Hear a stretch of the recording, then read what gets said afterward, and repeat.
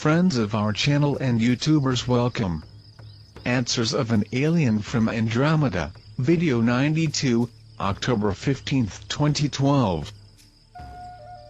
Friends, I got a news that, depending on the analysis of the accuracy of facts by the community Galactica, may change the current course of events.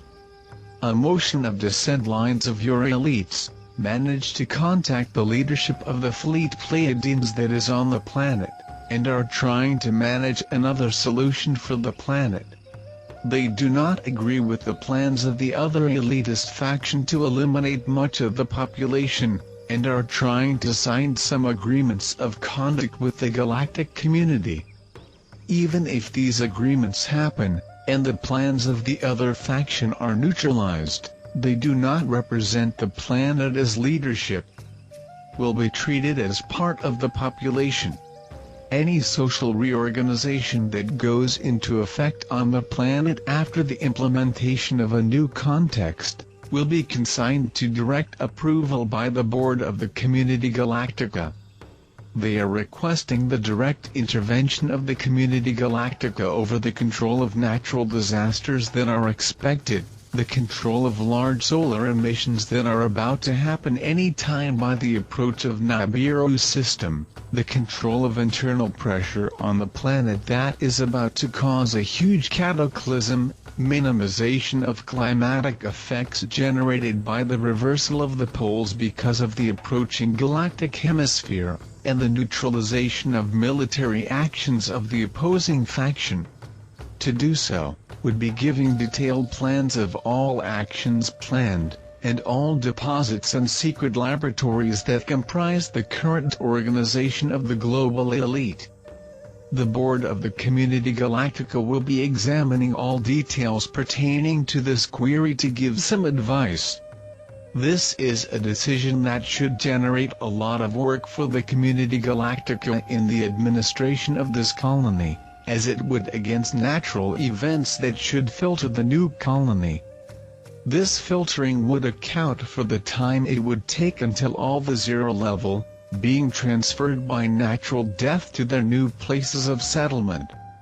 It will be difficult to obtain an opinion of the board of the Community Galactica with so little time left, so do not count much with this possibility. Your elitist takes long to decide to request such assistance, and that could derail the implementation of any plan at this time remaining. I personally think that the Community Galactica will not take responsibility for changing the natural course of events, because they would have to take the direct administration of the colony, due to lack of proper leadership at the time of this transition. In this case, you can imagine what can happen when aliens begin to interact with your various ethnicities? For this reason, I believe that there is not much time to plan global action of this magnitude. But as the Community Galactica has virtually unlimited resources, anything can happen. Any of the possibilities, it will be a big change for this whole colony of Earthlings. Be prepared to assist us in this process if this option happens. We will need all possible volunteers to assist in this interaction with 7 billion people.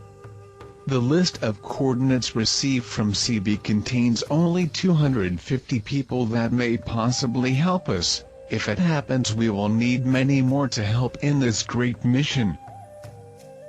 Now I'll answer some questions accumulated. Mythi, NASA is announcing the coming of a super bright comet, called 2012 S1, which must pass through the solar system in November 2013. This would be the Nibiru? No, that great body is really a comet. It will interact with the system as any large comet or wandering planet. He is so bright because it suffers a natural process of cold fusion, like what happens in the suns of Sirius, Rigel, among many others. It's totally different from the context of light emission from your sun, which is caused by atomic reaction. Do not worry about it. Several important things should happen until you can see it passing by. As I said, I'll let you know when the system Nibiru is coming to be seen by all. Mythi, since you as a behavioral scientist, I wanted your professional opinion on this subject. Matt asks, since humans have evolved for at least 14 billion years throughout the universe, and reproduction requires the opposite sexes, do you consider homosexuality to be unnatural and a psychological disorder, and if so, will it be treated like all other disorders and eliminated in the future with the new society? Matt, homosexuality is not a disease, it is a state of mind. Many details can make this state of mind manifest. Often it manifests come from experiences in previous incarnation, or in early childhood, where traumas were printed in subjective memory. Wars where men had a duty to participate. Abuses suffered in both boys and girls, dominant and violent partners, problems between parents, fear of not being reciprocated or fear of failing to prove their status to a sexual partner of the opposite sex. Many factors can have influenced the condition of mood. The state of mind will fit, as the individual can assume your identity, and that only he can set with the time and own experience. Homosexuality curiosity is also a form of self-affirmation, and who needs this experience is getting to know yourself better somehow. Any physical experience that is the result of a desire to learn more, is the best way to self-adjust within himself. Each individual has its own characteristics, inherited or not the factors above. Each is solved according to their own wills. The important thing is that everyone can be understood, respected and loved, each with their different needs, for which the society be really a free beings. Of course, in societies of level 1, these social problems will cease to exist, so there are no causes, the effect will cease to exist over time. Mythi, Tina asks, does marriage exist in the universe, or is it just an invention of the religions, made by people here on Earth? Is there a special bond between the love of man and woman in the universe, or on another planet? Are you married? Tina, all humanoids started their colonies in the same way. Reproduction is a form peculiar to all. Marriage in itself is an invention of your planet, but the fact is that life in pairs is almost a constant also for other humanoid races. If you decide to live together to procreate or simple company, communicate the families and assume each other.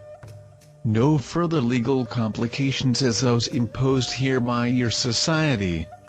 I have a girl on my planet, but I still do not live together due to my constant absence.